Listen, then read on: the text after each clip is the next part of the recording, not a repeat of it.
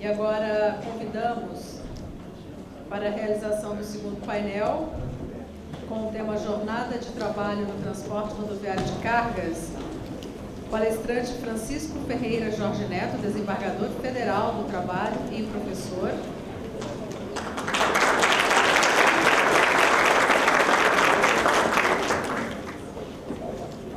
O juiz do trabalho, professor Rodrigo Garcia Schwartz, como primeiro debatedor.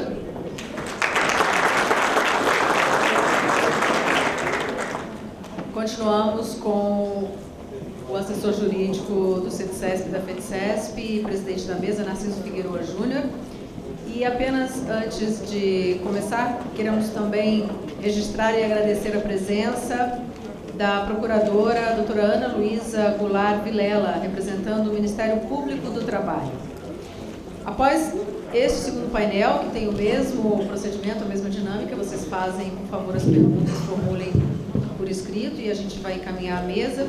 E após nós teremos um pequeno intervalo para um café e retornaremos para o terceiro painel. Por favor. Bom, dando início a esse painel, gostaria de apresentar o nosso palestrante, Dr. Francisco Ferreira Jorge Neto, desembargador do Trabalho do TRT da 2ª Região, mestre em Direito do Trabalho pela PUC, professor convidado da Escola Paulista de Direito, autor de diversos livros jurídicos, Direito do Trabalho, Direito Processual do Trabalho, Prática Jurídica Trabalhista e redigindo a sentença trabalhista. Dr. Francisco já esteve aqui no evento ano passado, que inclusive realizamos nessa mesma data, no dia 7 de agosto de 2013, e é um prazer recebê-lo agora novamente aqui na nossa casa, professor Francisco Ferreira Jorge Neto.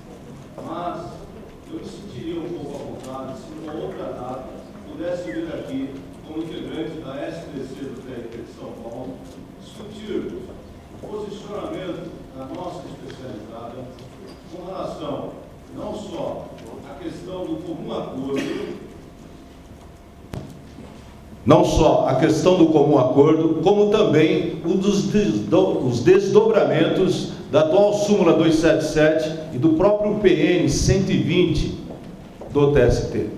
Claro está que a mudança do TST, ela foi diametralmente oposta ao entendimento outrora.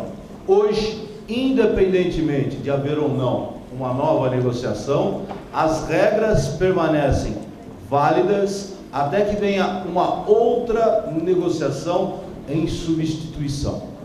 Isto é uma forma não de se perpetuar o que já há, mas também é uma forma de se exigir que certos sindicatos não se valham do comum acordo para não fazer negociação coletiva.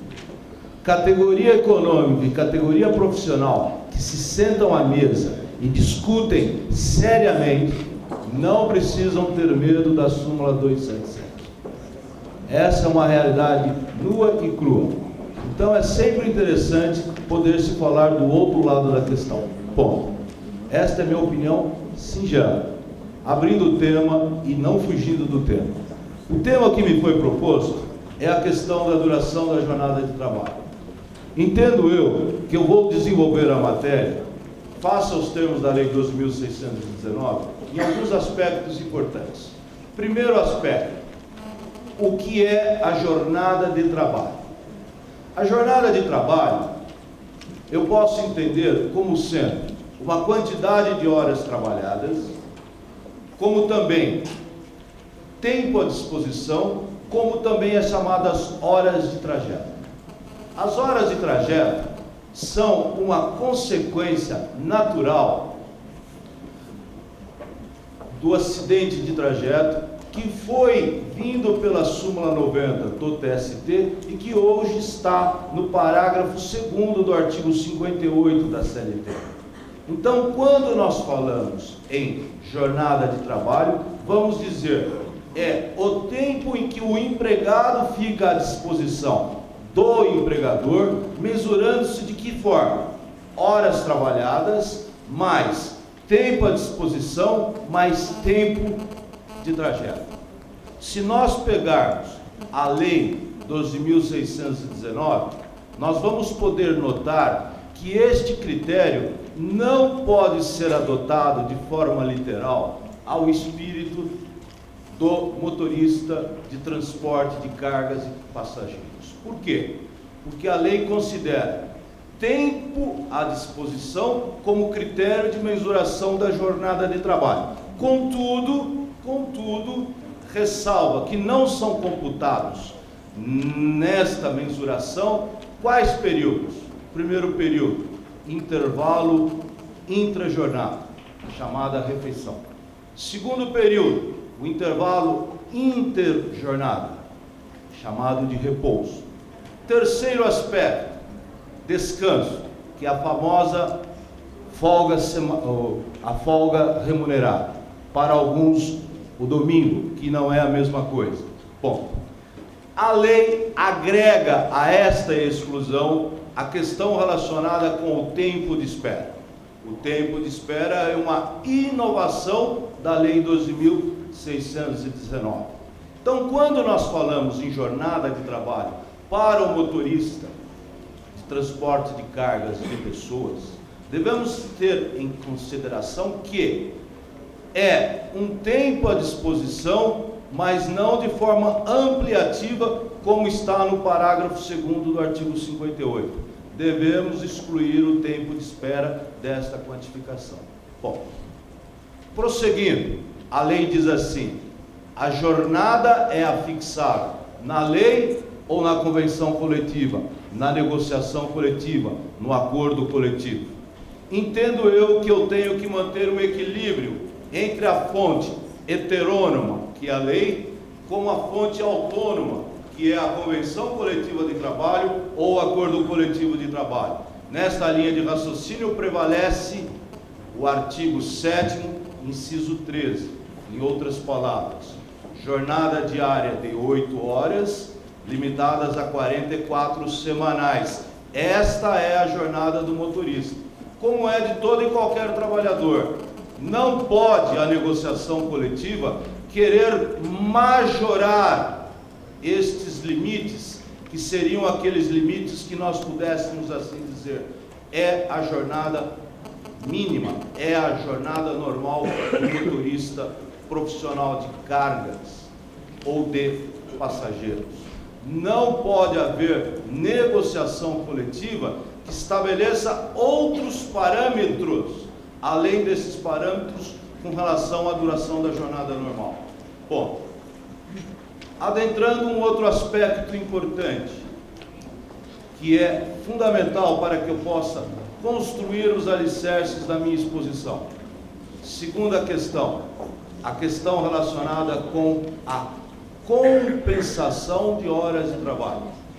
A Lei 12.619 permite a compensação, só que não autoriza a compensação mediante acordo entre empregado e empregador. É necessário a convenção coletiva de trabalho ou o acordo coletivo de trabalho. É importante afirmarmos que não é mais possível para o motorista aquele acordo individual entre empregado e empregador, porque a lei diz claro, seja sistemática, acordo de compensação semanal, seja sistemática do banco de horas, a negociação tem que ser mediante aspecto coletivo. Seja em nível da empresa, acordo. Seja em nível da categoria, convenção coletiva de trabalho. Bom, por outro lado, pode a jornada do motorista profissional ser prorrogada em até 2 horas diárias. Isto mediante o acordo de prorrogação. O acordo de prorrogação pode ser individual, como pode ser coletivo. Só que a lei diz, até 2 horas diárias. Então, no máximo, a jornada seria de 8 horas diárias, somadas 2, que seriam 2 horas extras. Bom, por outro lado, a lei permite que se passe das 8 horas quando houver força maior.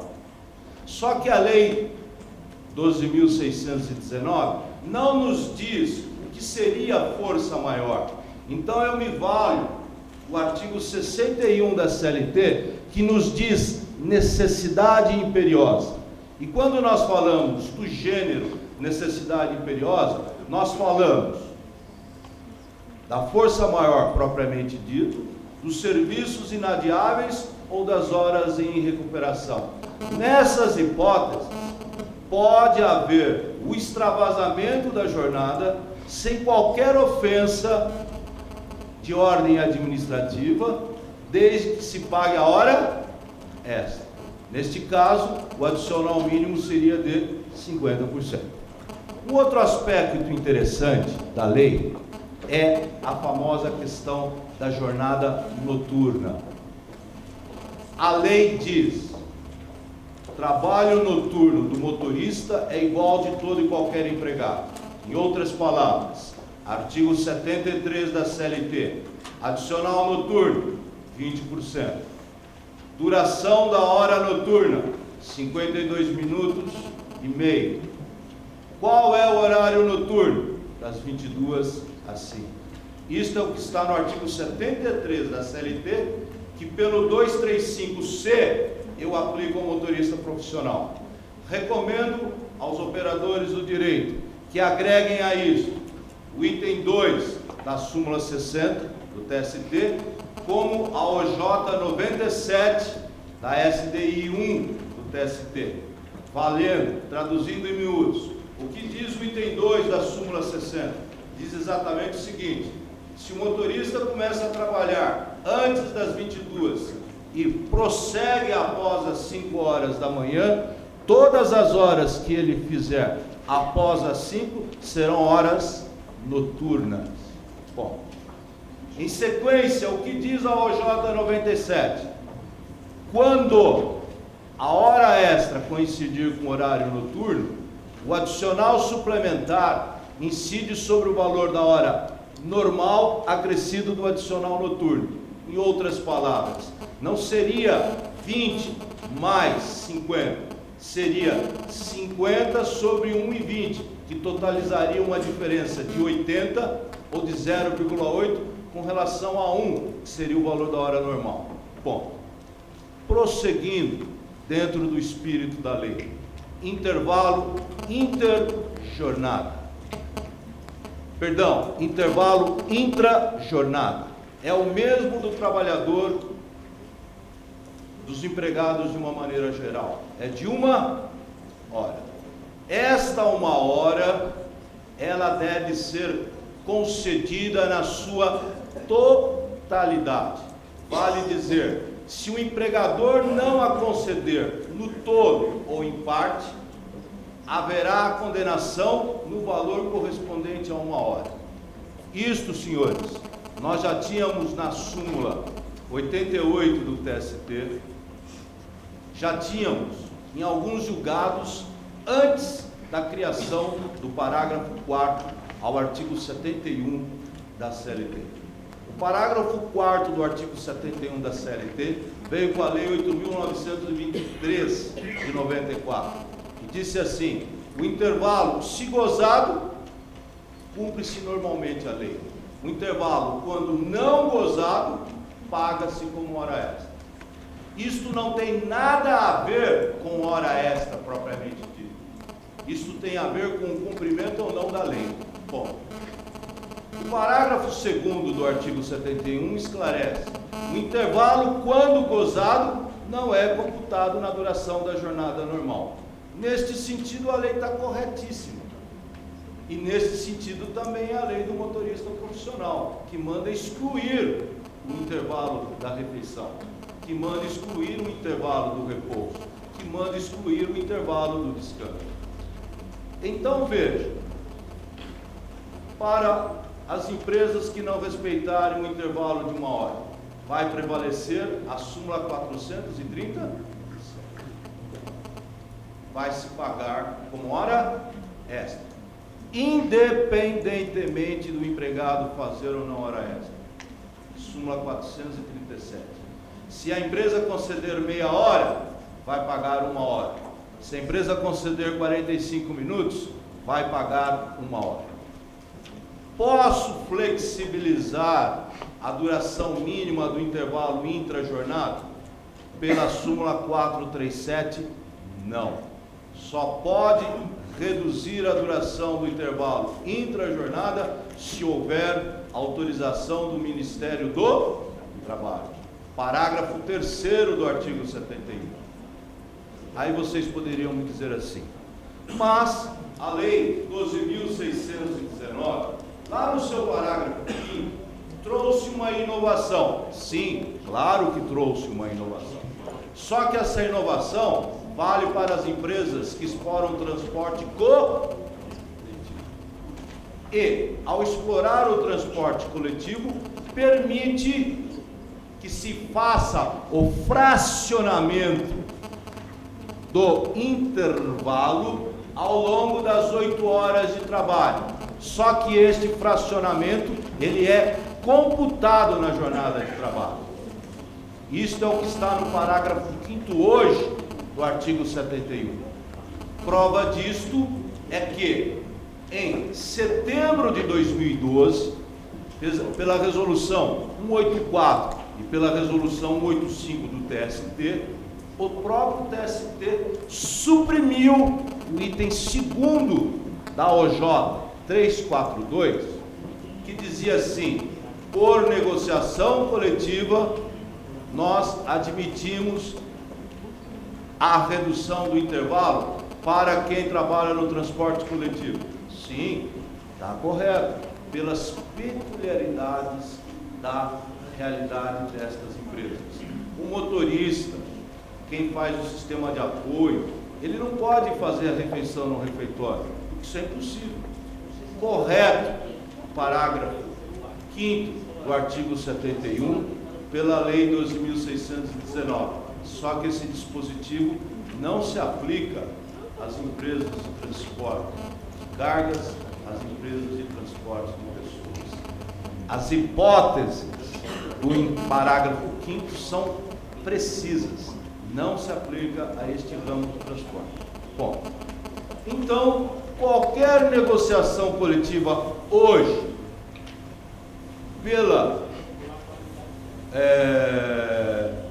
no transporte de cargas e de passageiros, estaria fadada a um insucesso, porque vai desaguar na sua invalidade face aos termos da súmula 437.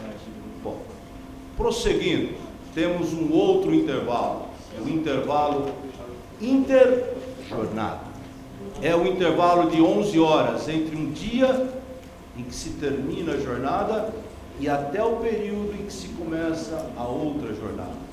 Isso está no artigo 66 da CLT.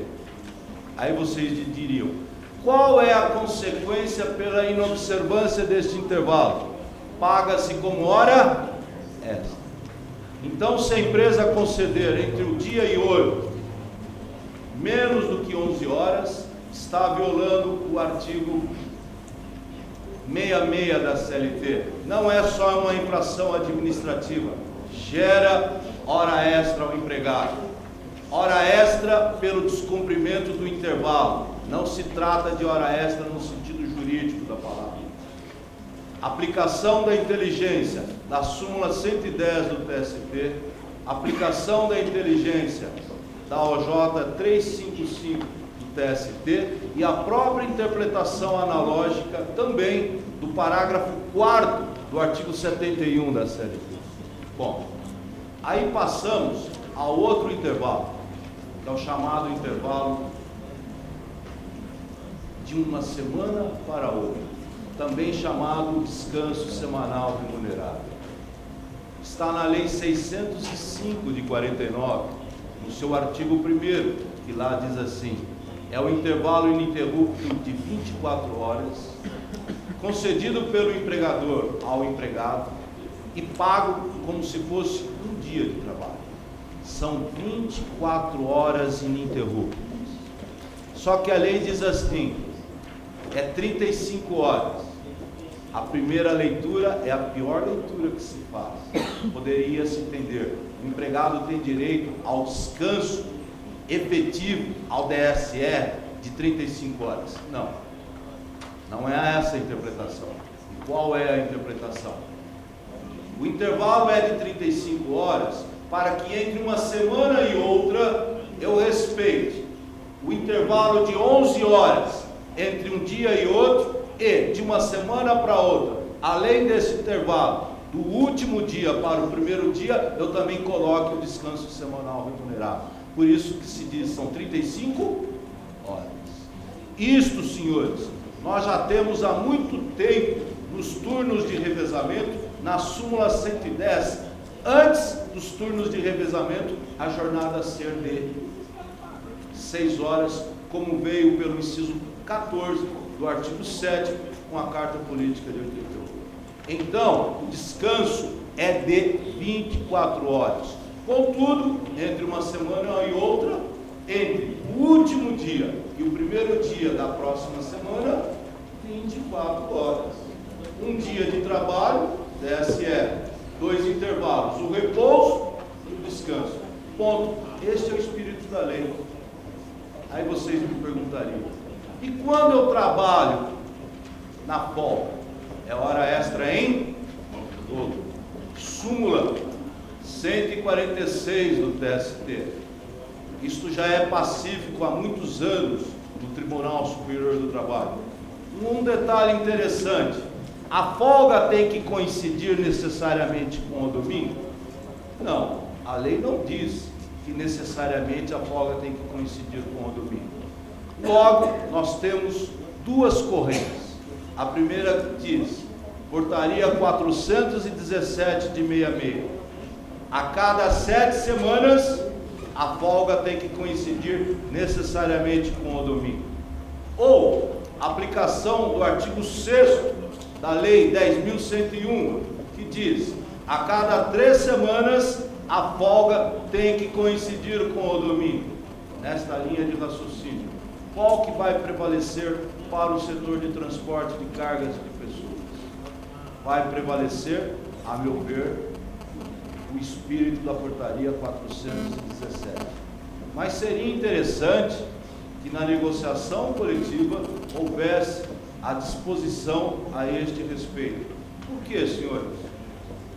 Para que deixasse de lado uma eventual discussão da aplicação da inteligência da lei mais benéfica, que seria o artigo 6º da Lei 10.101. Não podemos nos esquecer, o artigo 6º só vale para o setor de comércio. O transporte de cargas não envolve uma relação própria da categoria dos comerciais. Bom, prosseguindo, e agora adentrando em aspectos específicos da lei para o motorista profissional. Primeiro aspecto muito importante: viagem de longa distância, 235D.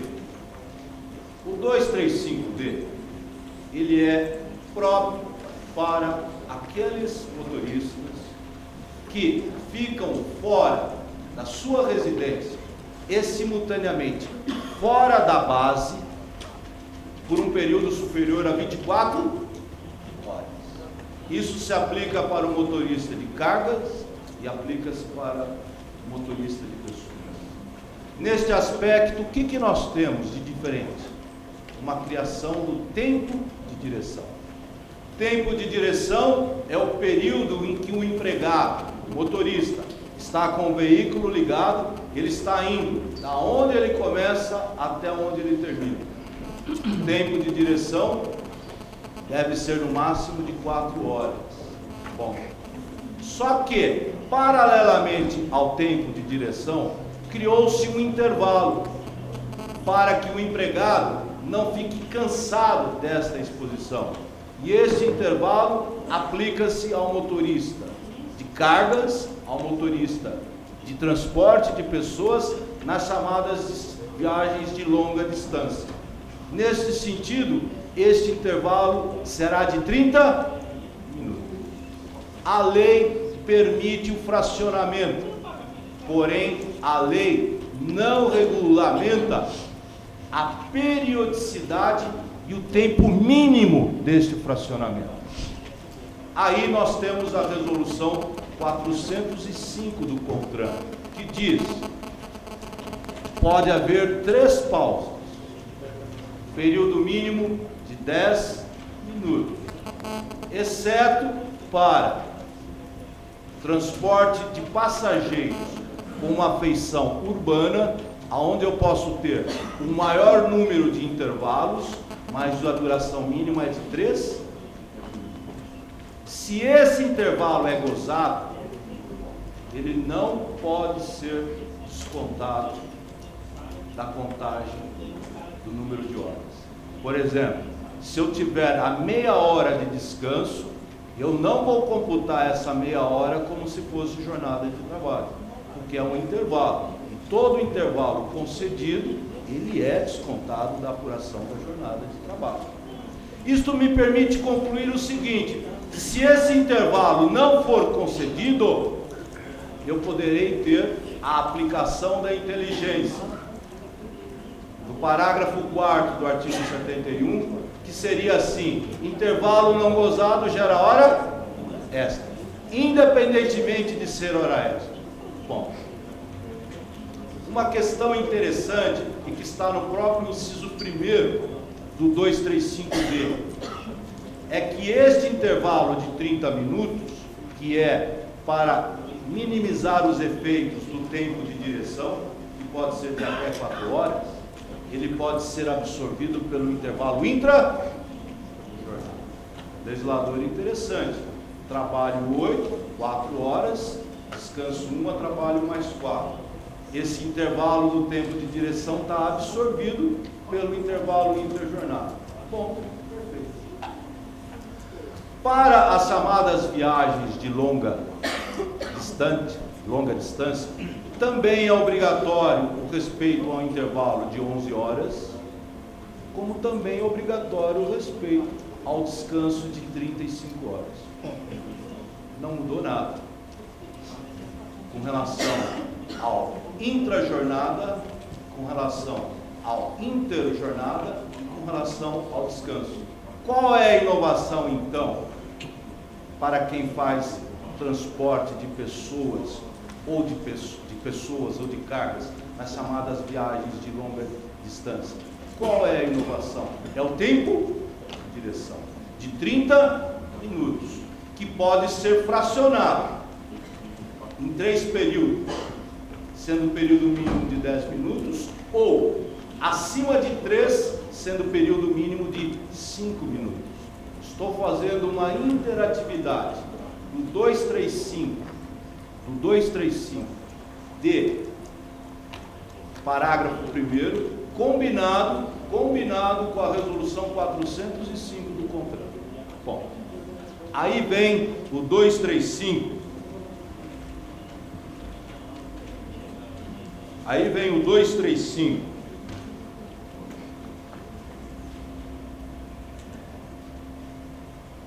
E que trata das chamadas viagens de longa duração. Essas viagens de longa duração são aquelas viagens em que o empregado fica uma semana fora da sua residência, fora do local da base da empresa. Aí nós temos um diferencial.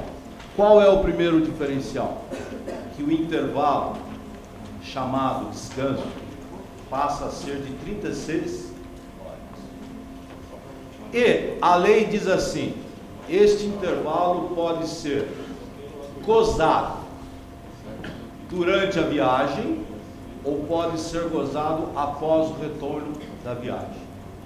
Senhores, O parágrafo 2º do 235E, ele foi vetado pela Presidência da República.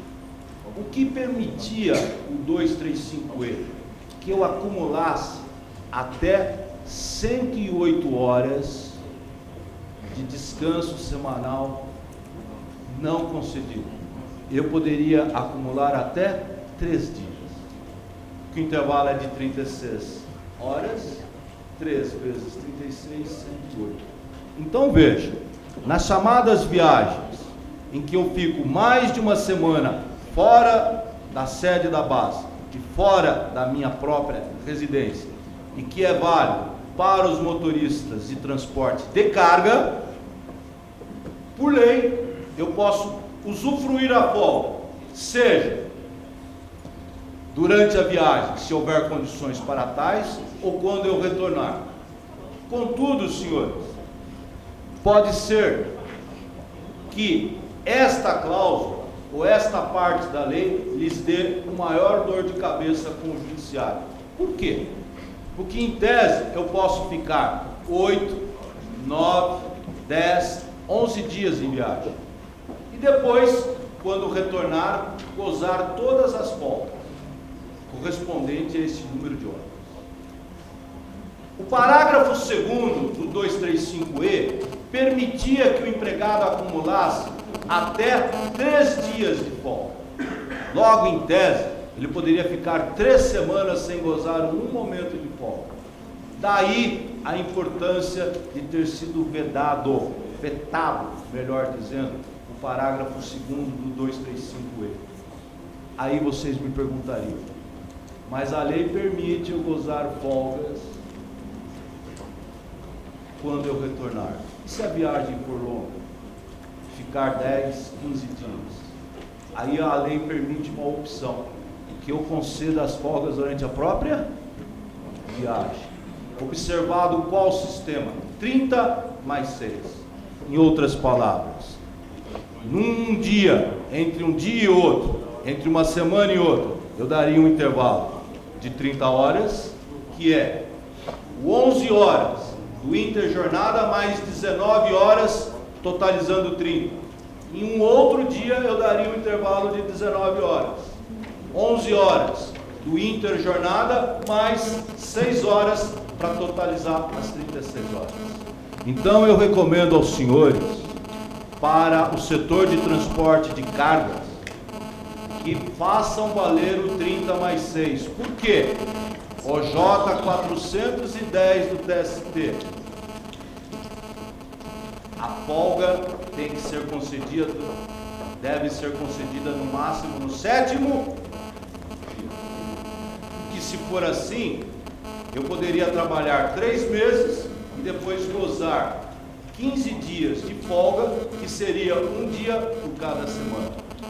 Então, usem a parte que lhe está no parágrafo 3º do 235E, que diz assim: é permitido o fracionamento do descanso semanal em 30 mais 6, a serem cumpridas na mesma semana e em continuidade de um período de repouso diário.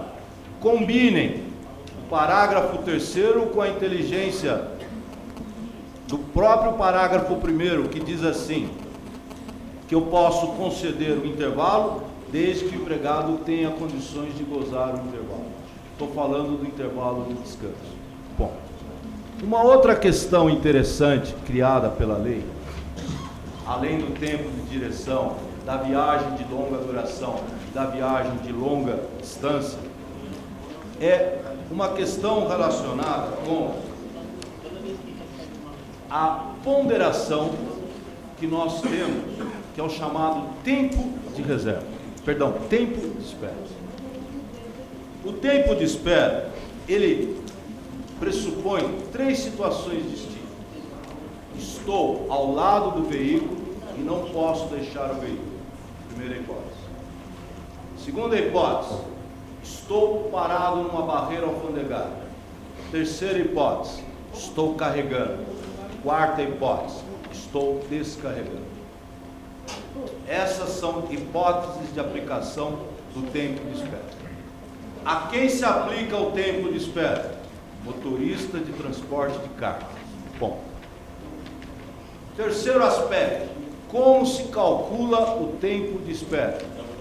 Base de cálculo, hora normal mais 30%. Quarto aspecto, incide em outros direitos? Não. Não incide em outros direitos. Quinto aspecto, base de cálculo, valor do salário, hora, ponto. Sexto aspecto, como é que eu mensuro o tempo de espera? Aí a própria definição do tempo de espera. E o que é o tempo de espera? É o que supera a duração da jornada normal diária de trabalho. Então veja, eu fiquei parado na terceira hora diária, até as 8 horas, que totalizam a jornada normal, é jornada normal de trabalho, só que eu continuo parado. O que passar da 8ª hora, passa a ser tempo de espera, e não é computado na duração da jornada diária, a lei é clara. Como é calculado? 30%, valor da hora normal, mais 30% sobre o valor do salário base, ponto. Não tem a soma de outros aditivos. A lei é clara. Olha o que diz, data máxima vênia, o parágrafo 9º do artigo 235C. As horas relativas ao período do tempo de espera serão indenizadas com base no salário hora normal, acrescido de 30%. Então, senhores, não tem efeito de incidência em nenhuma outra verba, e só se aplica ao motorista de transporte de cargas. Bom, prosseguindo. Então, um exemplo, trabalho 8 horas, tenho 1 hora de intervalo, 9 horas. Tenho 11 horas de intervalo interjornada, 20 horas. Então, em tese, o limite máximo de tempo de espera seria de 4 horas. Bom, prosseguindo, uma outra criação da lei, tempo de reserva. Tempo de reserva é válido para as viagens de longa duração. Pega o motorista de transporte de cargas e o motorista de transporte de passageiros. São 2 motoristas que trabalham em dupla. Um descansa e o outro dirige. Então veja, durante o período de intervalo, interjornada, que nós chamamos de repouso, enquanto um dirige, é tempo de trabalho. Enquanto o outro descansa na boleia do caminhão ou dentro do ônibus, é tempo de reserva. E esse tempo de reserva pode ser de no máximo 5 horas. Porque 6 horas do descanso, do repouso, que é um intervalo interjornada, 6 horas, obrigatoriamente, ele deverá descansar com o veículo parado, desde que tenha local para que ele possa fazer esse intervalo. Senhor, como é calculado o tempo de reserva? 30%,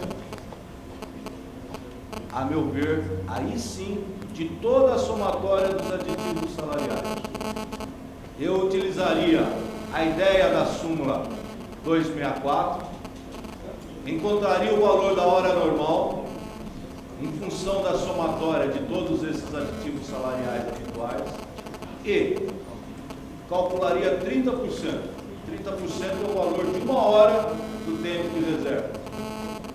E este tempo, multiplicado pelo número de horas, que pode ser no máximo de 5 por dia, nós vamos ter aquilo que nós chamamos de incidência em fundo de garantia, 13º, aviso prévio, férias e nos descansos semanais remunerados. Porque a lei diz, ao contrário do tempo de espera, que o tempo de reserva tem um aspecto de incidir em outros direitos. Bom, prosseguindo, Uma outra coisa que eu acho muito importante, que foi dita aqui, a possibilidade que a lei dá no 235E de que haja negociação coletiva do regime 12 por 36. É perfeitamente válida esta negociação coletiva, desde que se respeitem algumas premissas. Primeira premissa, que haja o intervalo intra-jornada. Segunda premissa, que se respeite o adicional noturno. Aí vocês poderiam dizer assim, como é que fica o descanso?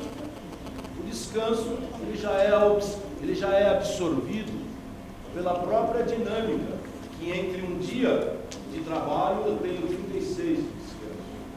Essa é a ideia da própria súmula 444, que diz assim, é válida a negociação coletiva.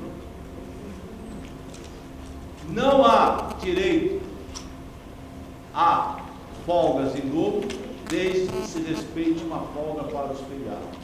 Então, os feriados trabalhados no 12 por 36 não está absorvido por este intervalo de 36 horas entre um dia e outro. O que está absorvido é a própria folga, que é o descanso. Então, qualquer negociação coletiva para 12 por 36, se houver o respeito aos feriados, se houver respeito ao adicional noturno e se houver respeito ao intervalo intra-jornada, posso dizer que o descanso, que é a folga, e o inter-jornada estão dirimidos pelo intervalo de 36 horas. Uma outra questão muito bem posta na lei, é a que está relacionada com não se permitir nenhuma forma de salário e produção no sistema de quem trabalha como motorista de transporte de cargas públicas. Por quê? Porque quem trabalha nesse sistema valoriza o tempo de trabalho.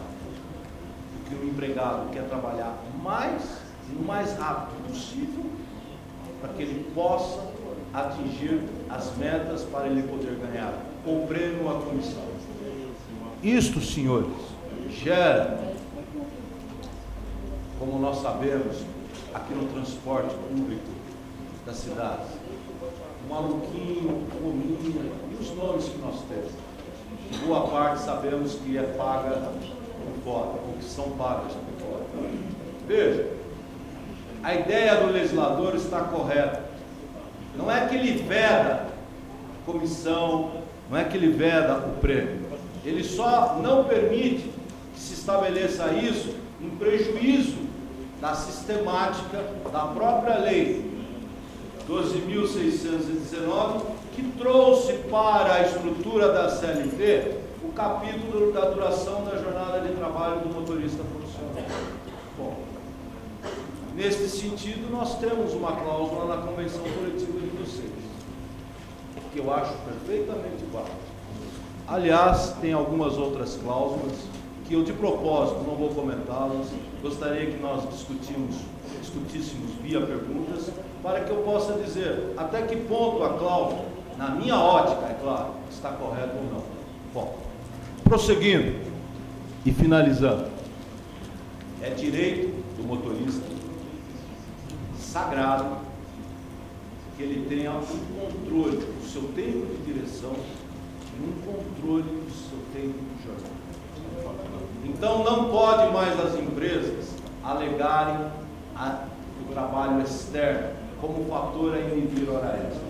Não vale mais a alegação do inciso 1º do artigo 62 da CLT. Não se aplica ao motorista profissional. Logo, senhores, sejam rigorosos no controle formal de jornada de trabalho, para que vocês não tenham contra si uma eventual presunção de jornada de trabalho com base na aplicação da súmula 33.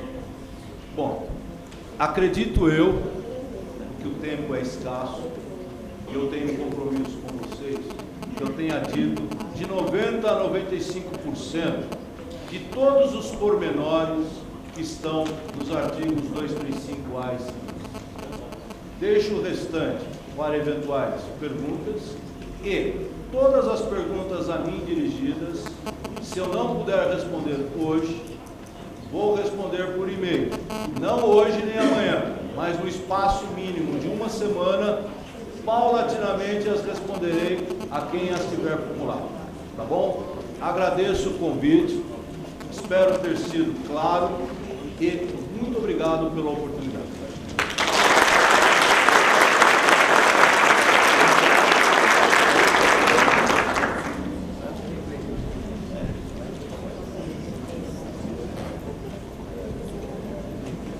Dando continuidade ao nosso painel e parabenizando o desembargador Francisco pela brilhante palestra que fez sobre a DAN 619, pontuando aí os aspectos mais polêmicos, mais controvertidos e enfrentando realmente essas questões. Nós temos entendido, professor, que é muito importante essa análise, porque realmente a primeira leitura, a primeira interpretação da legislação, logo quando ela é publicada, nem sempre é mais acertada. Com o tempo a gente vai amadurecendo melhor e entendendo melhor a sua aplicação.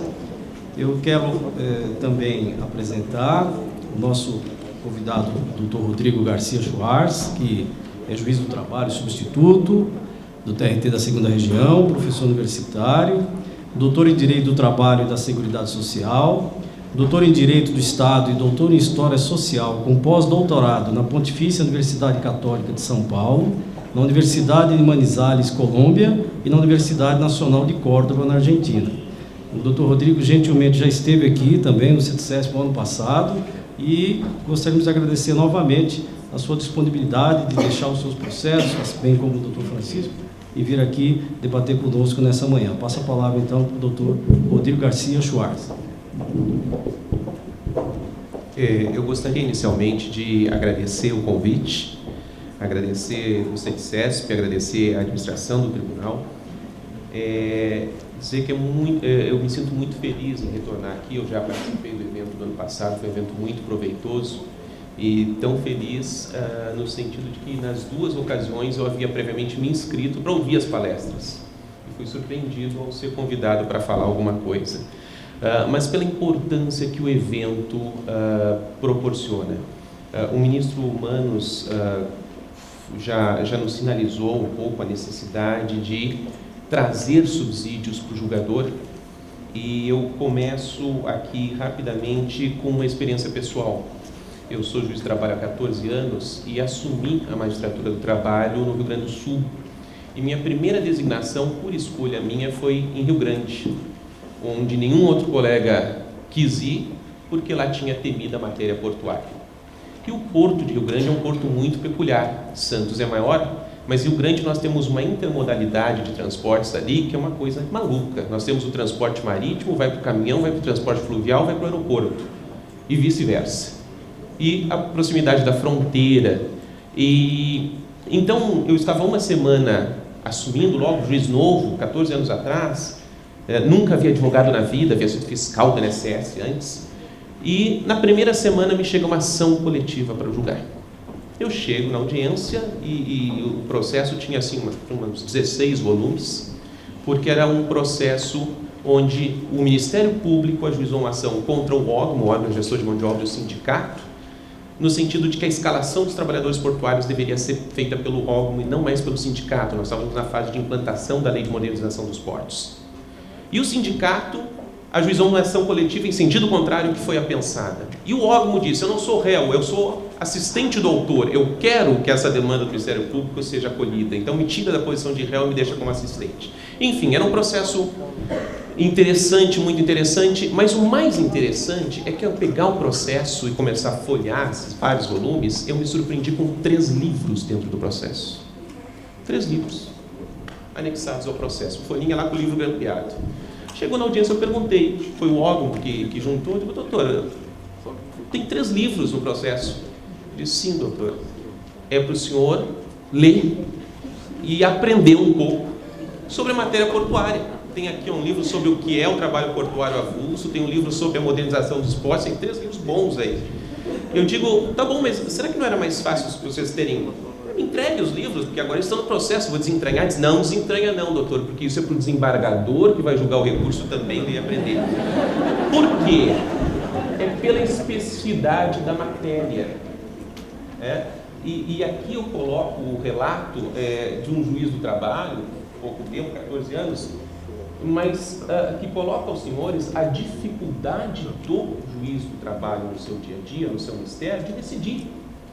Vejam, eu faço 20 audiências em Guarulhos, eu faço uma de comerciário, uma de bancário, uma de aeroviário, uma de aeronauta, uma de transportador, uma de educação, 2 de indústria, volto para o comércio e vou para a padaria da esquina.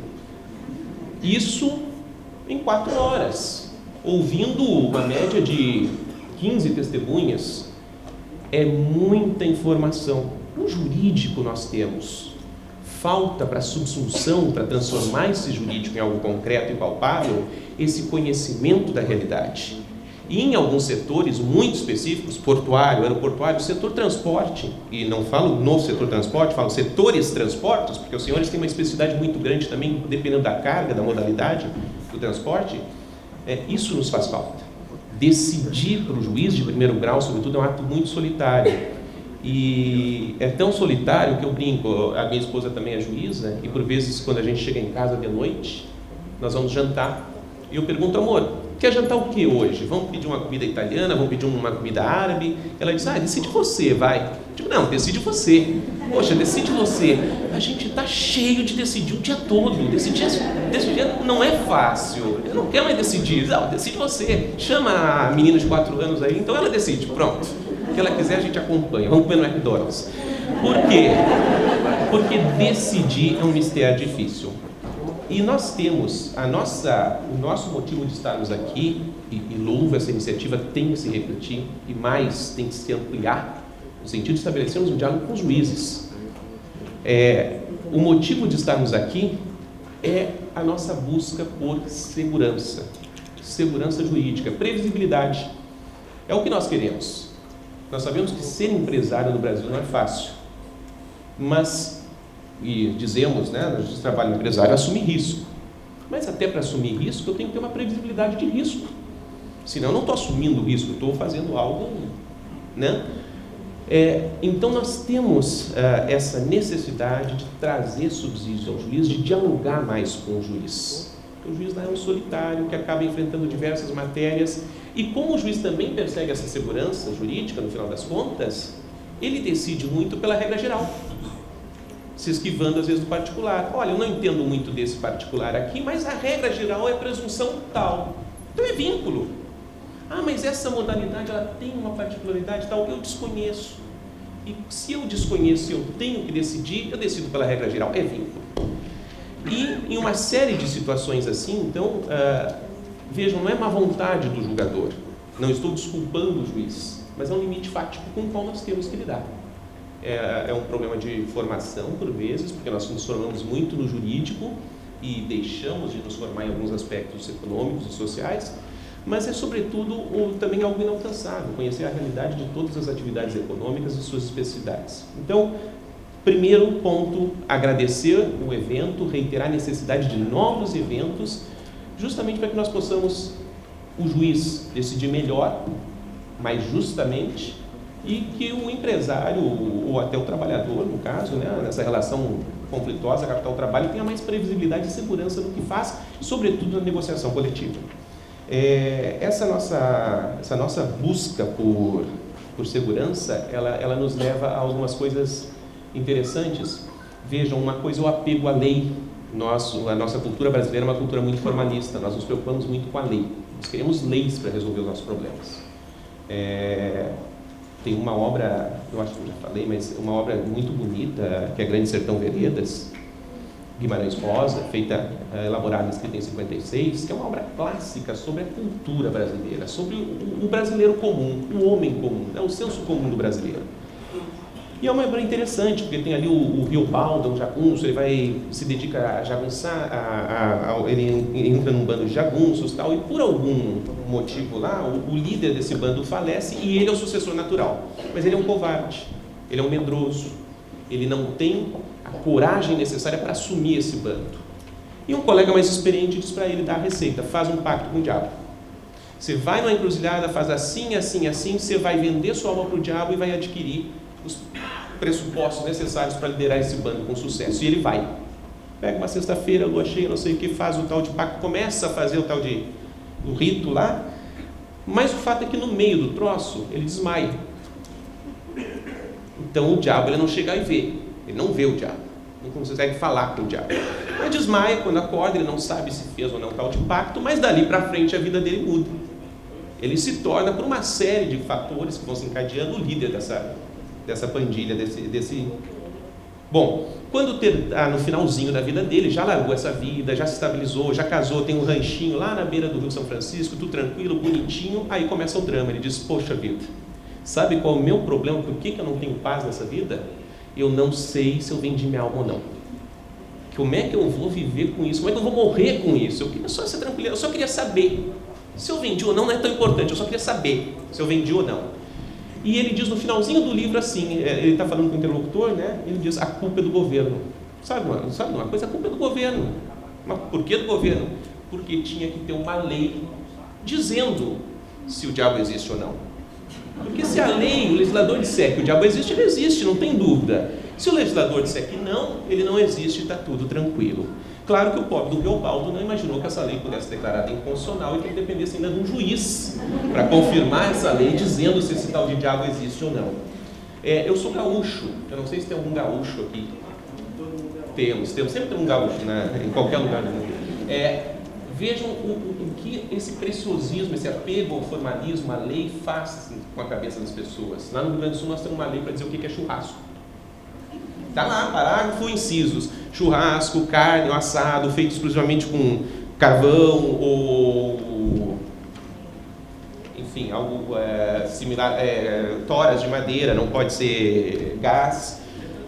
Não, temperado exclusivamente a sal grosso e feito e a viração tem que ser manual, não pode botar naquela maquininha que vai girando, senão não é churrasco.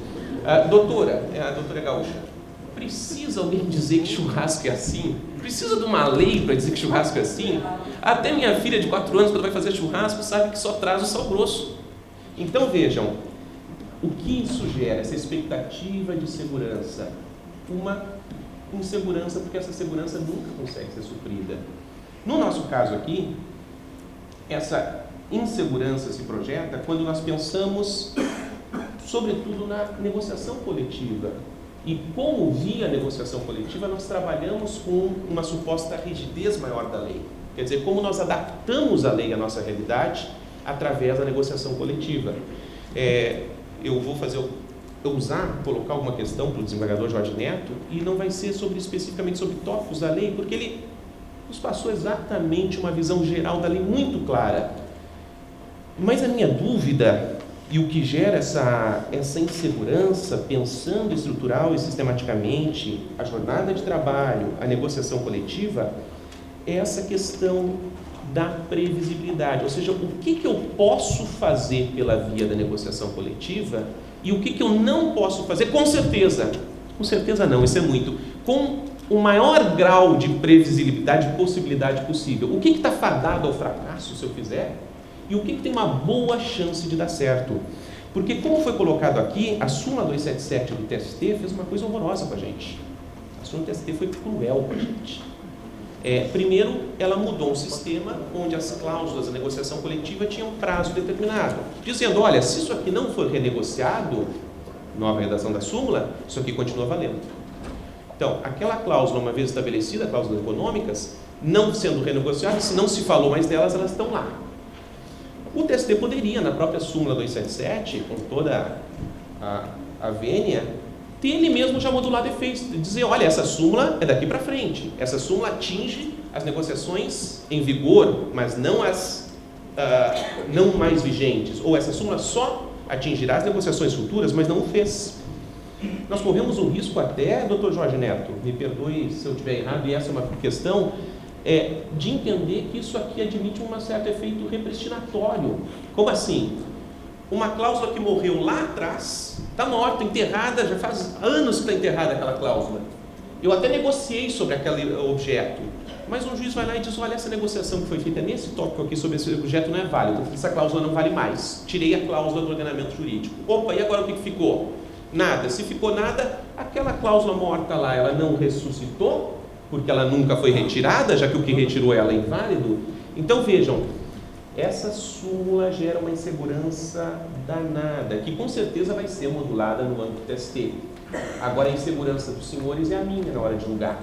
Eu não posso ligar para o TST, pedir que eles façam uma reunião e me digam, olha, faz assim com a súmula 277.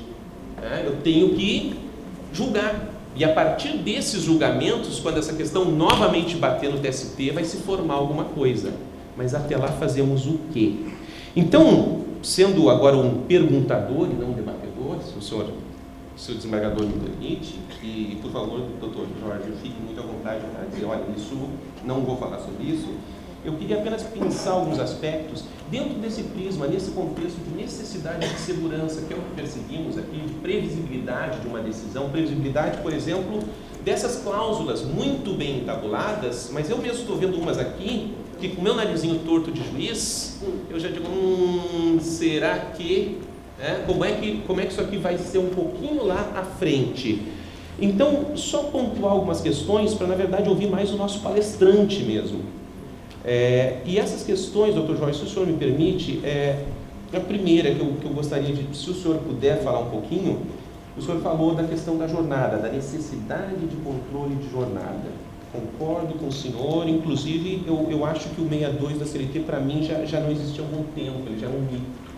Esse negócio de não existir controle de jornada, o controle da jornada pode não existir, mas ser impossível o controle já é uma coisa um pouquinho mais difícil, desde que o Google lançou uns aplicativos no mercado aí 5 anos atrás, que permite a minha esposa, por exemplo, saber se eu estou aqui mesmo ou não estou, lá da nossa casa. Mas enfim, doutor Jorge, a pergunta é, nesse controle de jornada do motorista, nós podemos pensar, eu vou fazer umas 3, tá, doutor Jorge, se o senhor me permite, daí o senhor responde o que achar oportuno, ou nenhuma, se forem todas inoportunas. Nesse contexto do controle de jornada... Vamos fazer o seguinte, você pode fazer todas que eu respondo a todas. Só faz a pergunta e eu respondo na sequência. Perfeito. Você faz outra então pergunta, vamos lá. No controle da jornada, o uso do radar. A viatura está monitorada por radar. Eu não tenho cartão ponto, não vou adotar ponto, mas a viatura tem um radar, rastreada por radar. Um rastreamento, que é para proteção da carga. Tudo bem, mas o motorista está inexoravelmente associado à carga enquanto ela está em movimento. Isto, por si só, já é uma forma de controle de jornada e pode suprir a falta de cartões ponto? Em primeiro lugar, agora eu me sinto mais à vontade porque eu posso sair um pouco do rigor do tema. Do que falar de algo, me chamar para falar de algo e não respeitar aquilo que me foi dado, para mim eu não consigo ser assim. Agora eu agradeço a oportunidade. Então, em primeiro lugar, deixando bem claro, é um direito do empregado, motorista profissional, de transporte de cargas, transporte de pessoas, hoje ter o tempo de direção e a jornada de trabalho controlada, através de, aí está no inciso 5º do artigo 2º da Lei 12.619. Aí nós teríamos diário de bordo, papeleta ou ficha de trabalho externo. Tecnicamente, eu preciso dar uma olhada na resolução número 405 para saber até que ponto, da parte final do inciso 5º, que diz assim, além do diário de bordo, papeleta ou ficha de trabalho, ou também de meios eletrônicos idôneos instalados nos veículos, a critério do empregador. Isto é o que está no inciso 5º. Então, veja, a resolução é um indicativo.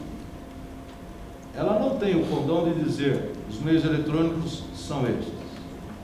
Se o empregador conseguir ter um controle eletrônico que seja possível de controlar o respeito à jornada diária, aonde eu possa dizer qual horário em que ele fez o intervalo de refeição, quais os horários em que ele parou de trabalhar, qual foi o outro horário que ele começou a trabalhar, vale dizer, se respeite o repouso, o intrajornada, o descanso, bem como os limites até de 8 horas ou até de 10 horas, acredito eu, que se o radar respeitar isso e observar nas chamadas viagens de longa duração a questão relacionada com o tempo de direção, acredito, doutor Rodrigo, que é perfeitamente válido o radar. Está claro? Então, neste aspecto, a lei é clara, a critério do empregador. A resolução nos dá alguns critérios técnicos, esses controles são esses. A resolução não tem o condão de exaurir, são estes os únicos. Se eu tiver um controle dentro de uma empresa X, que seja o mais sofisticado possível e que contenha todo o espírito da lei, que é um direito do empregado, acredito eu que o nome que se dê, radar, GPS, é perfeitamente válido, porque vai estar cumprindo o aspecto teleológico da parte final do inciso 5º do artigo 2, que são chamados recursos telemáticos ou meios eletrônicos idôneos. Tá bom? Faço duas conjuntas, e se o doutor Narciso me permite, eu faço uma terceira, senão eu paro. Mas duas conjuntas, então, doutor Jorge. Nós falamos na 277, e nós temos a súmula 444 também, que o senhor colocou, da 12 por 36, que a outra súmula, o ministro Manos teve a oportunidade de nos falar sobre a falta, né, de precedentes em relação à guinada da 277, mas a 444 foi parecido. Os precedentes do TST até então vinham no sentido de não se admitir a 12 por 36, dizendo que a partir da 10ª hora teria que ser pago como extra, porque o 59 só permitia 8 horas, mais 2, enfim. O TST, na sua súmula, claro, no caso do transporte, nós temos uma autorização legal para 12 por 36 via negociação coletiva, está superado. Mas o TST, ao trabalhar com a 12 por 36, usou, assim, excepcionalmente é possível pela negociação coletiva, o que para mim me causa uma certa... O que é isso excepcionalmente? Nessa linha de ação, a 12 por 36 é só uma... Quer dizer, dentro dessa possibilidade, se o TST entende que 12 por 36 é possível, ainda que excepcionalmente, pela via da negociação coletiva, inclusive quando não previsto em lei, desbordando o 59 lá, que fala que só pode 2 horas a mais. Porque qual é o problema da 12 por 36? Eu faço 12 horas. Qual é a jornada normal? 8. Então, automaticamente, eu estou contratando 4 extras. O que o 59 da CLT diz? Só pode 2 extras. No transporte está resolvido, mas nos outros setores não. Mas o TST diz pode. E eu fico perguntando o seguinte, não poderíamos, pela negociação coletiva, e é uma pergunta mesmo, primeiro, reduzir o intervalo intra-jornada de 1 hora? Eu falo do intervalo intra-jornada de 1 hora porque isso é uma celeuma jurídica, isso já esteve em OJ, do TST, isso foi simulado, mas isso quando nós pegamos a exposição de motivos do TST, da CLT, exposição de motivos lá de 43, está escrito lá, na exposição de motivos, causa celeuma a proposta de um sindicato de trabalhadores de flexibilizar o intervalo entre a jornada. E essa comissão, portanto, dá uma penada aqui, tira isso e diz, é mínimo de 1 hora. Quer dizer, em 43, quando estávamos redigindo a CLT, nós já víamos uma aspiração de alguns sindicatos, inclusive profissionais, não só econômicos, de viabilizar essa redução do intervalo por negociação coletiva. A pergunta é, primeiro, essa redução do intervalo por negociação coletiva é absolutamente impossível, inválida juridicamente, e segundo, no mesmo leque, nós poderíamos, pela negociação coletiva, trabalhar na definição do que seja horas de reserva, hora de trajeto, hora de espera, aprimorando um pouco o texto legal, as especificidades de determinada atividade, ou não? Duas perguntas inteligentes, muito bem postas. Então, em primeiro lugar, uma questão para nós ponderarmos. Eu, particularmente, não comunguei e nunca comungarei da antiga OJ 342, muito menos da OJ 307. Eu nunca comunguei com isso.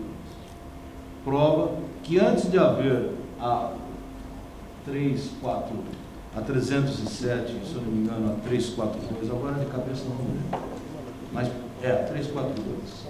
Eu sempre validei negociação coletiva para a redução do intervalo intra-jornada. Sempre validei. E quando eu achava que eu deveria condenar, eu nunca condenava em 1 hora. Eu condenava exatamente na diferença.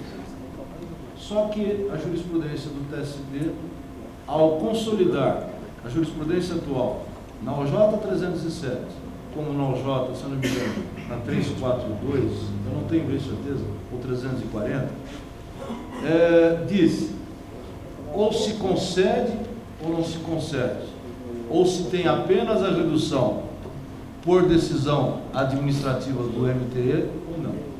Eu particularmente acho que os interlocutores sociais, seja em nível de empresa, seja em nível de categoria, têm amplas condições para negociar esta questão. Por que eu afirmo isso? Porque eles conhecem a realidade e eles não estariam estabelecendo regras impérias. Por que não estariam? Porque geralmente no contexto dessa negociação, como bem colocou o professor Pedro Paulo, sempre há algo a mais que vem para os trabalhadores, independentemente deste algo a mais estar relacionado ou não com a duração da jornada de trabalho. Então eu entendo que é perfeitamente válido. Entendo eu que o TST não agiu bem quando sumulou essas duas questões que estão hoje na súmula 437. Segundo lugar, tempo de reserva. Tempo de reserva. Entendo eu que tempo de reserva é algo específico para a categoria do setor de transporte. Bom, sei que o setor de transporte, mesmo sendo um nome específico, possui N modalidades. E essas N modalidades merecem uma adequação própria e específica para cada uma dessas realidades. É aquilo que nós chamamos da adequação negocial setorial. Vale para aquele setor de transporte, vale para aquela empresa, vale para aquele grupo de empresas. Então, nesta linha de raciocínio, acho perfeitamente válido nós negociarmos o tempo de reserva, inclusive dando a ele um outro aspecto. Ponto. Só que, para uma questão de segurança jurídica, é uma palavra muito usada, e foi muito usada aqui com propriedade, é sempre importante dizermos e avaliarmos o seguinte: quando eu faço um documento, eu finalizo o consenso de muitas e muitas horas de discussão. Só que este documento, que é uma convenção coletiva, ele é enclausurado em cláusulas. Eu não sei necessariamente, doutores, o que está por detrás dos reais anseios da categoria em cada uma dessas cláusulas. Eu não consigo saber. Eu não consigo, como advogado, como auditor fiscal do trabalho, ou simplesmente como juiz, saber qual é ou quais foram as premissas fáticas ou demais juízos de valor que fizeram com que esta cláusula viesse no seio da categoria.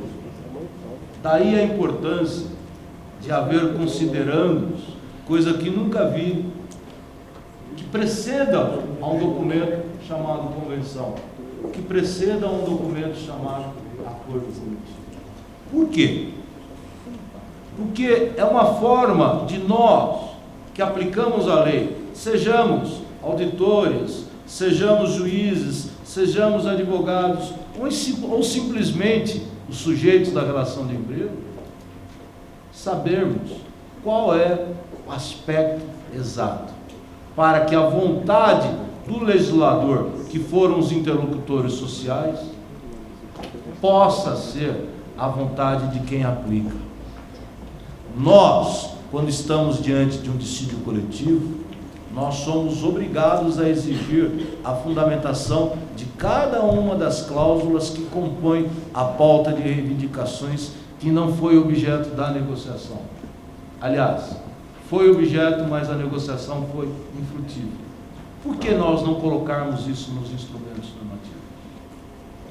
Seria algo que dissesse assim: O que originou a cláusula foram esses valores. Esses valores, nós entendemos que, pela realidade deste momento, podem ser adaptados à nova realidade. Aí entra a flexibilização de uma forma inteligente, a adequação da realidade à ordem jurídica, ou a ordem jurídica à realidade, numa visão do pêndulo, no sentido de dizer, fizemos esta cláusula por causa disso. Isto dá um alcance a quem aplica a norma, de dizer assim, esta informação me permite, a negociação, neste particular, é válida. Sabe por quê, senhores? Porque quando o peão sai da fábrica, sai da transportadora, sai da empresa de ônibus, ele bate na porta do escritório e lá nós temos um profissional advogado, que ele interpreta o que lhe aparenta e ele apresenta um pedido. Lá em cima, os ministros do TST filtram a realidade. Só que nem sempre filtrar a realidade é exatamente reconstituir a realidade específica de cada circunstância. Então, acredito eu que estes considerandos traria uma interpretação por parte de nós, operadores do direito, respeitando a interpretação autêntica dada pelos próprios interlocutores, que são sujeitos de direito coletivo, quando procedem à elaboração de um instrumento normativo chamado acordo ou convenção coletiva. Bom, autorizado pelo Dr. Narciso. Uma última, e eu vou lhe pedir desculpas antecipadamente, desembargador Jorge Neto, pela temeridade da pergunta, mas eu não posso me furtar de fazê-la no momento que eu tenho aqui um magistrado da SDC do TRT 2. E não é, claro, o que eu peço para Vossa Excelência, se for possível, não é um parecer, é uma opinião pessoal mesmo, porque eu sei que isso não vai refletir necessariamente a opinião da SDC, nem da turma, etc., até porque esse assunto não deve estar maduro ainda em termos de julgamento, em termos de formação de entendimento, mas sua opinião nesse momento nos forma um norte, nos ajuda, nos auxilia, que é a questão da 277. Afinal de contas, o que fazemos com a 277? Aplicamos dela para frente, alcançando as convenções em vigor quando da sua edição, alcançamos apenas as convenções posteriores, ou a aplicamos desde sempre, porque afinal uma súmula, diferente de uma lei, não tem vigência, ela é a consolidação de um entendimento, e portanto, em tese, embora a falta de precedentes no caso específico dessa, ela já era um entendimento, então ela não tem essa delimitação temporal de vigência como se fosse uma lei. O que fazemos com a 277? Eu disse no início da minha exposição, e agradeço a oportunidade, quem negocia e negocia seriamente não precisa ter medo da súmula 277. Muito pelo contrário. A negociação é o próprio instrumento pelo qual vamos chegar a uma autocomposição. E essa autocomposição passa pela pauta empresarial e passa pela pauta profissional, deliberada nas assembleias. Ponto.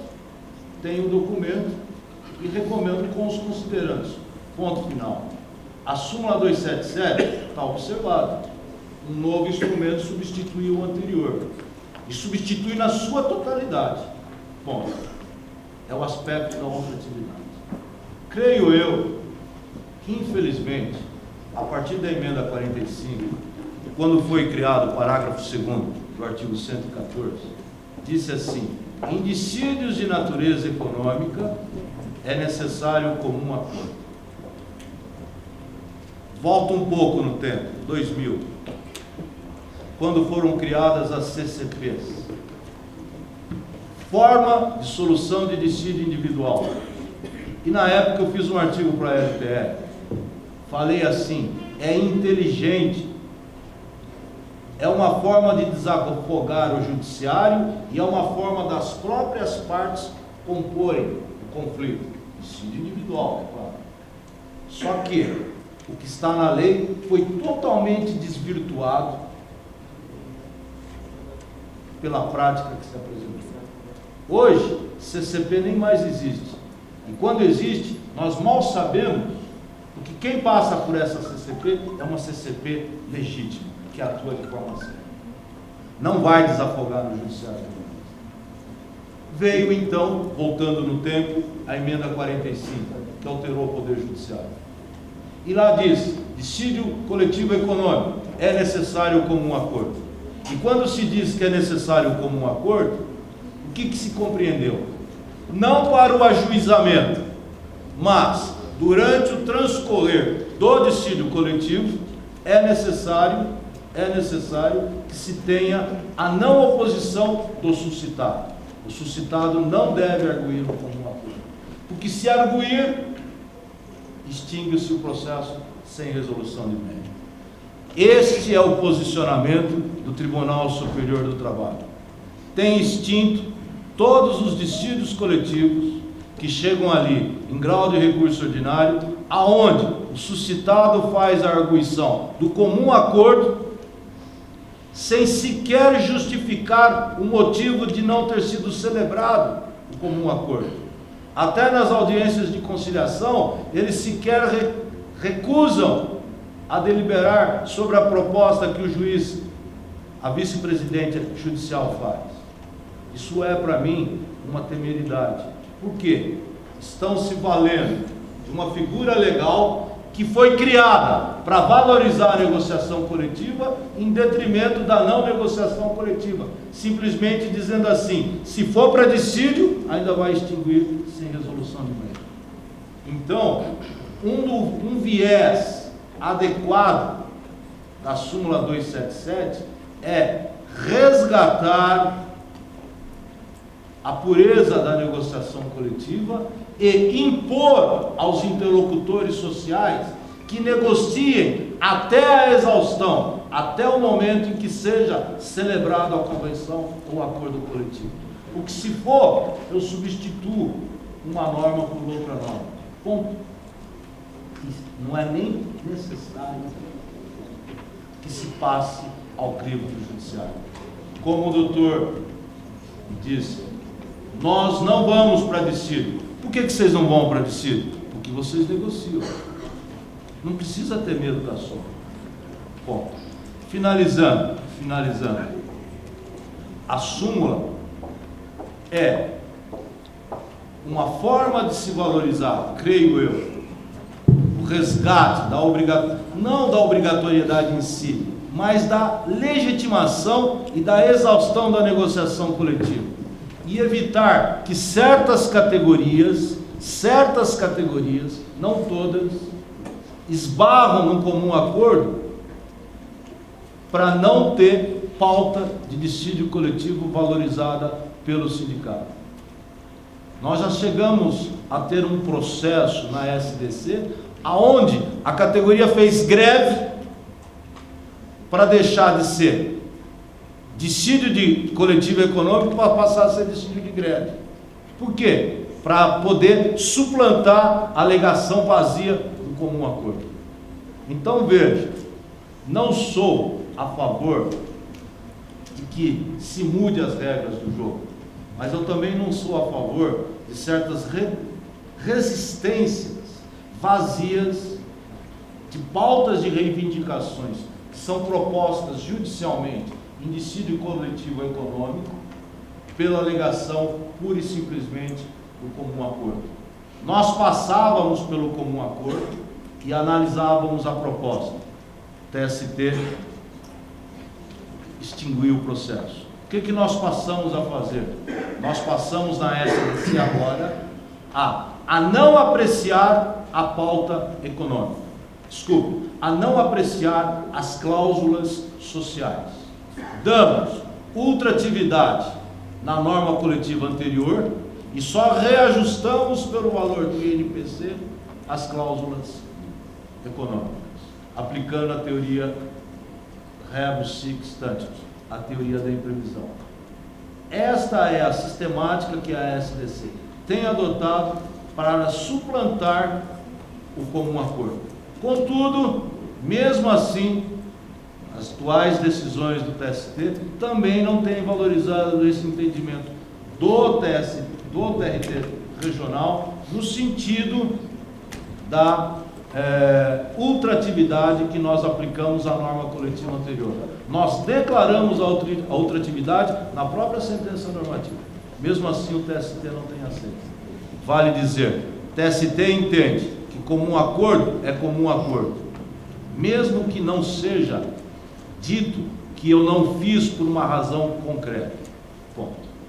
Particularmente, considerando a súmula 277 no seu contexto, só ela em si, claro está que ela fere a segurança jurídica. É necessário dar um efeito modular a ela? Sim. E aí eu comungo da opinião do Dr. Pedro Paulo. Já há alguns julgados, de alguns dissídios, de alguns TRTs, estão dando o efeito de só considerá-la válida para negociações coletivas e instrumentos normativos subsequentes à sua edição. Então, talvez fosse interessante para o Tribunal Superior do Trabalho, quando criou a súmula 277, sem nenhum precedente, o que eu acho também lamentável, porque, desculpe, o próprio tribunal, ele é incoerente com ele mesmo. Ele deu a súmula 277, mas ele acata como um acordo, sem analisar se esse comum acordo não é litigância de má-fé. Então ele é incoerente em si, data máxima, e é incoerente. Só que eu preciso analisar a súmula de per si, sozinha. De fato, fere a segurança jurídica. E, em segundo lugar, não há os precedentes que a originaram. Neste sentido, também fere a segurança jurídica. E, em terceiro lugar, seria interessante nós modularmos este entendimento, como ocorre com a súmula 228, face à súmula 4, vinculante do STF. Bom, nós temos aqui um painel aqui muito interessante, mas estamos premidos aqui pelo tempo. Mas eu não poderia deixar, doutor Francisco, de fazer algumas considerações rápidas. E como disse o professor Daidoni, não é fácil debater com ministros humanos, não é fácil debater com o desembargador Francisco. Mas eu tenho algumas pequenas divergências, doutor Francisco, gostaria que pudesse ter a oportunidade de colocar. Eu comungo da opinião aqui do juiz Rodrigo, na nossa opinião, que atuamos como advogado, tanto no contencioso quanto no consultivo das empresas e também na área coletiva. Na nossa avaliação, a súmula 277, ela cria uma desigualdade em favor da representação profissional na negociação coletiva. Por quê? Porque se nós temos uma norma coletiva que se expira afinal, nós temos um novo momento para iniciar a negociação. Nem sempre aquilo que está ali pactuado, e foi pactuado num momento, econômico inclusive, nós não podemos sentar à mesa para negociação com os trabalhadores entendendo que já estão com garantia preservada a negociação anterior. Isso cria uma desigualdade na negociação. Assim como também cria uma dificuldade o arbitramento do reajuste salarial no tribunal pelo NPC. Os sindicatos já sabem que não se pode nem falar NPC na mesa, porque o tribunal já vai conceder no dissídio coletivo. São questões que nós enfrentamos e avaliamos que nos causa preocupação o Tribunal Superior do Trabalho alterar uma súmula tão importante, criar uma dificuldade para os juízes de primeira instância, inclusive numa ação de cumprimento, se manifestar. E eu diria que o TST, com todo respeito, ele tem algumas súmulas que não tem precedente já há muito tempo. A súmula 291 do TST também, que criou a indenização por suspensão de horas extras. Eu não conheço nenhum precedente. Essa súmula criou uma indenização que não está prevista em lei e que está aí há muito tempo em vigor. Espero que a SDI do TRT de São Paulo possa realmente, de uma certa forma, pacificar um entendimento, porque também temos duas situações em relação à ausência do comum acordo. Nós temos sindicatos que ajuizam o dissídio coletivo por um motivo exclusivamente político, porque a sua posição em relação à negociação não foi contemplada, e, portanto, o sindicato suscitado, neste caso, tem uma justificativa para não concordar com o juizamento. E nós temos dissídios coletivos onde são instaurados por sindicatos que disputam representação sindical. Sobreposição de representação, onde já existe uma categoria organizada e negociando há muito tempo, né? E então aí eu acho que também a ausência do comum acordo se justifica. Nem sempre se negar o suscitado a aceitar o ajuizamento do dissídio seria uma litigância de má-fé. Em relação, Professor, em relação à CCP que o senhor citou, eu queria lembrar que o CETCESP tem as comissões de conciliação prévia há muitos anos, desde a vigência da lei. Nunca tivemos um problema com o Ministério Público, não chegou a conhecimento de nenhuma ação trabalhista onde teria sido questionado a livre manifestação de vontade. As comissões de conciliação funcionam no sindicato profissional, tem um mediador indicado pelo sindicato, mas sempre temos dito para os empresários o seguinte: a lei criou uma modalidade de solução extrajudicial limitada. Ela é eficaz para a solução dos conflitos de menor complexidade. Não vamos imaginar que ela veio substituir o judiciário, como existe a lei da arbitragem que discute a aplicação. Então, uma informação para os senhores, nós temos as nossas comissões de conciliação prévia, em reunião de diretoria sempre é mencionado a estatística de acordos feitos, doutor Francisco, ele está sempre na média de 50%, o que demonstra que há razoabilidade, mas lamento também que o TRT, logo em seguida à edição da lei, editou uma súmula entendendo que a submissão prévia da CCP, o conflito à CCP, não seria pressuposto processual. A meu ver, com todo respeito, acho que houve uma precipitação, porque isso acabou desestimulando as empresas a comparecerem à CCP. Em relação à 12.619, gostaria de mencionar que o senhor disse com muita propriedade e concordo com boa parte da sua explanação sobre os pontos polêmicos da lei. Nós temos uma questão, doutor Francisco, que eu gostaria que o senhor desse uma opinião para o setor pessoal a respeito dessa questão da dificuldade prática da aplicação da lei. Quando se discute o limite de até 2 horas diárias, e nós temos lá o PL dando essa possibilidade de estender até 4 através de acordo de convenção coletiva, gostaria de saber qual é o seu entendimento sobre isso. Nós já temos manifestações, a meu ver, ainda precipitadas de que seria inconstitucional. Eu queria lembrar para o senhor o seguinte: quando se fala em 4 horas, até o Flávio Bernardi comentou da questão do motorista nas estradas, mas eu queria colocar uma situação aqui muito comum no setor, que são as restrições urbanas. Zona máxima de restrição em São Paulo: proibição de caminhões segunda a sexta-feira, das 5 às 21, sábado das 10 às 19. Restrições em marginais e avenidas. Restrição urbana: Rio de Janeiro, proibido o caminhão das 6 às 10, das 17 às 20, hora marítima e várias outras avenidas. E os municípios estão ampliando as zonas máximas de restrição. Belo Horizonte, proibido o tráfego de caminhões, segunda a sexta, 7 às 9, 19 às 20, sábado às 7 às 9. Porto Alegre, Curitiba, Campinas, para não citar aqui mais municípios. Essa questão da dificuldade do setor de cumprir até 2 horas extras por dia, ela não está focada tão somente na estrada. Numa zona máxima de restrição, se a empresa não observar esses impedimentos de tráfego nesse período, e adentrar ou continuar na zona máxima de restrição, ela vai ser multada. Quer dizer, os municípios estão criando, e começou em São Paulo, isso foi copiado por todo o Brasil, criaram restrições à atividade de transporte. E esse excedimento de jornada acontece por uma questão que não é inerente ou indecorrente da vontade do empregador e nem do próprio empregado. Então, na opinião do senhor, seria constitucional se estabelecer, numa alteração da 12.619, um limite de horas extras até 4, considerando que a Constituição Federal trata de 2 módulos, e quem trata da CLT, quem trata do limite até 2 horas é a CLT? Eu acho que é perfeitamente válida essa negociação coletiva, considerando as especificidades da base territorial, da dimensão da base territorial e de uma série de outras restrições, além das mencionadas pelo senhor. É interessante que essas restrições, ou todas essas informações, fundamentem o porquê de nós chegarmos a esta cláusula. Vamos colocá-la simplesmente na convenção, no acordo coletivo.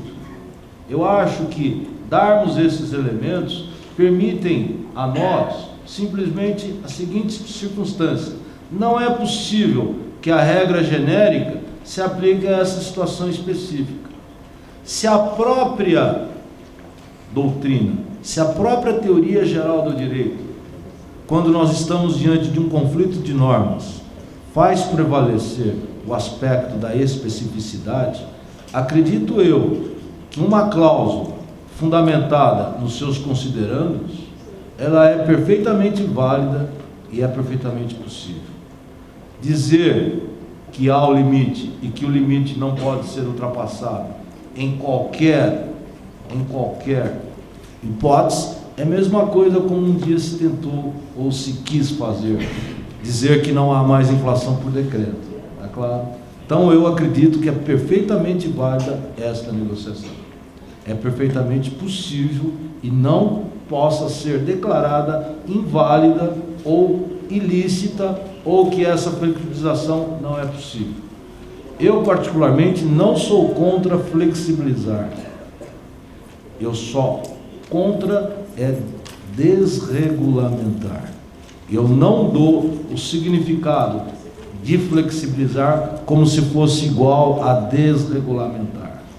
Eu aceito a regulamentação não só pela forma estatal, é perfeitamente válida a regulamentação pela forma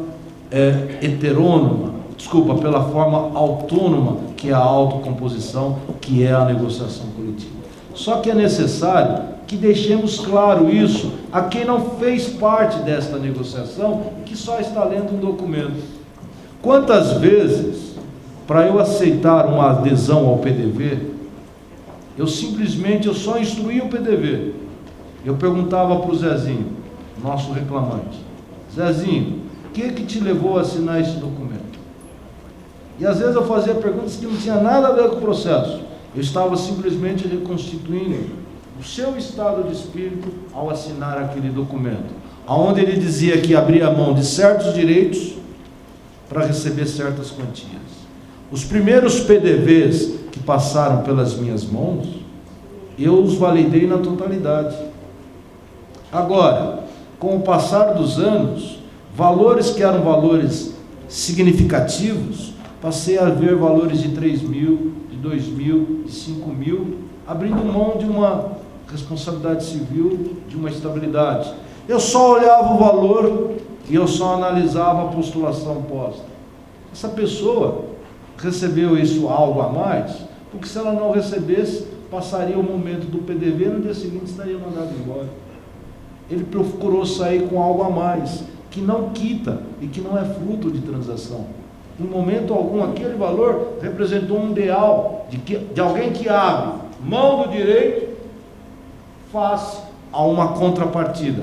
É igualzinho à negociação coletiva. Claro está, no aspecto infinitamente maior, em que eu negocio algo que em tese é impejos, observando as especificidades, mas no conjunto eu posso até ter algum outro benefício. Foi o que o professor Pedro falou.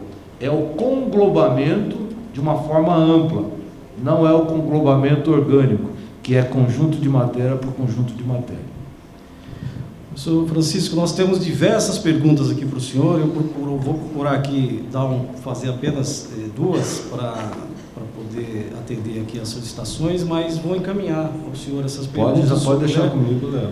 A primeira delas, professor, é o seguinte: é em relação ao intervalo, descanso semanal remunerado, viagem longa distância acima de uma semana. E aqui, ao mesmo tempo, faço uma indagação que está sendo colocada aqui e ouso discordar de Vossa Excelência em relação ao veto do parágrafo 2º, tornaria o parágrafo 1º sem aplicação. E faço uma ressalva aqui.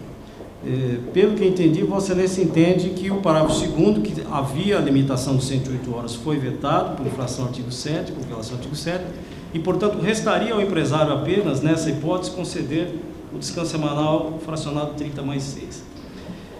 Ocorre que, a nosso ver, o parágrafo 1º, ao mencionar que nas viagens de duração uma semana, o gozo poderá ser feito com o retorno do motorista à base do seu domicílio, salvo se a empresa oferecer condições, se a viagem é de longa distância, superior a uma semana, ela é de longa distância na ida e ela é de longa distância na volta também. Então, muito provavelmente, se a lei diz que ele pode fazer o descanso no retorno, pelo menos um DSR já deverá estar sendo acumulado. Então, a nosso ver, o fato do parágrafo 2º ter sido vetado não torna sem efeito o parágrafo 1º. Agora, se se entender, e com todo o respeito, de Vossa Excelência, que só restaria à empresa o fracionamento 30 mais 6, que na minha opinião foi mais uma modalidade criada na lei para determinadas situações, eu diria que a atividade de transporte de cargas em distância está inviabilizada. ela vai simplesmente se tornar inviável se não for possível acumular os DSRs. Agora, evidentemente, que essa é uma questão que está sendo colocada aqui e tem a ver com outro assunto que eu gostaria que Vossa Excelência também esclarecesse. Uma questão está sendo colocada aqui, que é a seguinte: a jornada de trabalho do motorista, dada a sua peculiaridade de viagens longas, pode ser considerada móvel, ou seja, retorna de viagem numa terça-feira, goza do DSR e inicia nova jornada numa quinta-feira. Neste caso, o DSR não cai no domingo. O domingo é considerado dia normal de trabalho. Nós temos na nossa convenção, preocupados inclusive com esse aspecto, o senhor deve ter examinado uma cláusula que diz em relação à jornada do motorista possa ser flexível. Porque acontece o seguinte: se nós entendemos, ou se o judiciário acabar entendendo, que o motorista de transporte de cargas tem que começar a jornada às 7 e terminar às 5, ou às 8 e às 6 todos os dias, mesmo em viagem de longa distância, nós vamos ter uma dificuldade muito grande dessa atividade continuar existindo. Então, na verdade, nós colocamos uma cláusula na convenção justamente para possibilitar que isso ocorra, evidentemente, desde que os intervalos sejam obedecidos. Então, esse é o questionamento. Na longa distância, se o fato do motorista poder fazer o descanso no retorno, se isso cria para o motorista de longa distância ou de média uma jornada móvel em relação ao início e ao término. Bom, então vamos pelos considerandos. Acredito que a lei foi um avanço. E a partir do momento em que a lei estabeleceu o controle como um direito, controle de jornada e controle de direção, eu acho que a lei avançou. Tanto para o 235D como para o 235E, longa distância e longa duração, acredito eu que deve ser respeitado o que é a jornada, é o tempo à disposição. Isso deve ser respeitado. 8 horas, o intervalo de 1 hora, o intervalo de 11 horas e a folga. O que eu entendo é que é possível haver uma flexibilidade de horário de início e de horário de término. Isso é perfeitamente válido. São coisas completamente diferentes. Então eu entendo que é válida sim para estes motoristas no setor de cargas e no setor de transporte, que ele não tenha um horário pré-determinado, que seria das 7 às 17 com 1 hora de intervalo. Isso é impossível. Perfeitamente válido, Cláudio. Ponto. Em contrapartida, a questão do DSR. Senhores, então vamos a isso. E eu vou fazer uma interpretação lógica, sistêmica e ao final teleológica. Está claro? Senhores, a folga existe para ser gozada. Ponto final. O parágrafo 2º do 235E, que foi vetado, estabelecia a possibilidade de se acumular 3 folgas, igual 108 horas, desde que uma folga no mês fosse gozada no domingo. Por que esse artigo foi vetado? Porque, em tese, o trabalhador poderia trabalhar 18 dias sem ter uma folga. Por isso que o artigo foi vetado. E foi vetado de forma correta. Imagina alguém trabalhar 8 horas, com mais 2 de horas extras, com horários móveis, sem ter uma folga. Daí a correção do veto, do parágrafo 2º. Aí eu recomendo, não é neutralizar o parágrafo 1º, muito menos o parágrafo 3º do 235E. O que eu disse foi completamente diferente.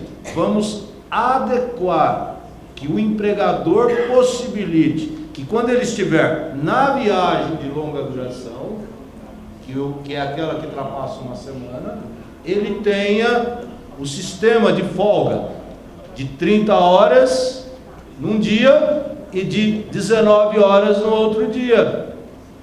Seria uma forma dele ter um intervalo além do intervalo chamado repouso, dando a ele o descanso entre vários dias seguidos e uma outra sequência de dias. Então, neste entender, aí sim, saindo da visão sistêmica para uma visão teleológica, correto a presidente da República quando vetou o parágrafo 5. Tá certo? Agora, nada obsta, e aí, me desculpe, com todo o respeito, eu faria um capítulo na minha convenção coletiva, dispondo de cada um dos temas. Fecharia os setores da minha categoria, viria os diversos tipos de demandas que a minha categoria tem, como vocês negociam em nível de empresa, eu procuraria fazer cláusulas específicas e cláusulas com os considerandos face a cada uma dessas especificidades. Não estou querendo ensinar nada para ninguém, mas isso é uma forma de dizer assim: nós discutimos isso, senhor juiz, e o nosso desejo é este, por isso que nós fizemos a cláusula tal. Ponto. Então, por exemplo, vou ler para vocês a cláusula. Como doutor, nós somos também escravos da lei, nós como juízes.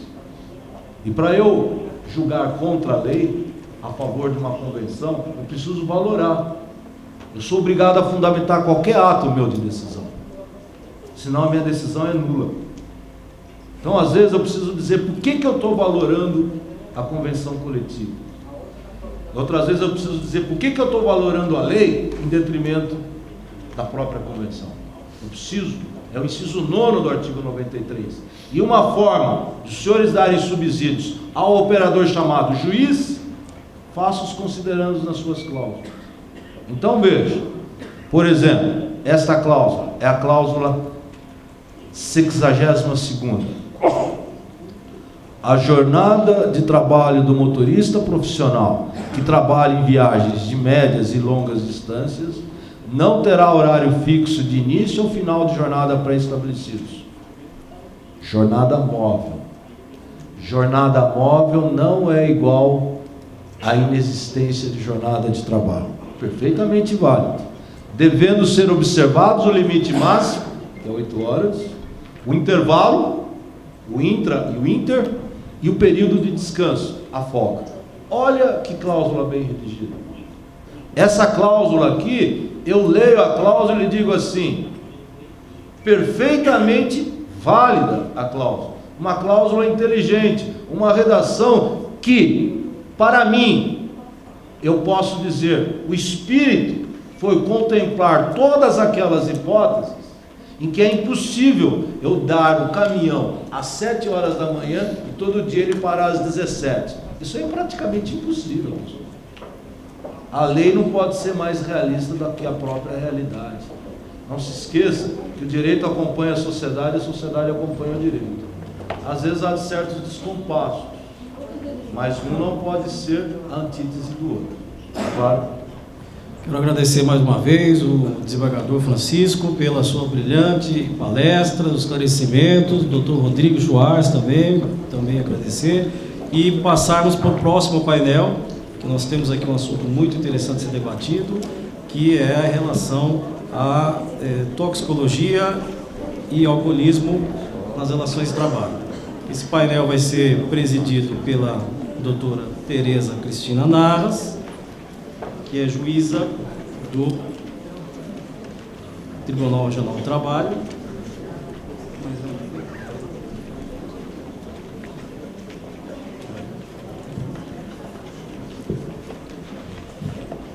Eu estou aqui sendo colocado, que estava marcado o café, mas pelo andar da carruagem aqui, eu sugiro que nós já comecemos o painel. Pode ser?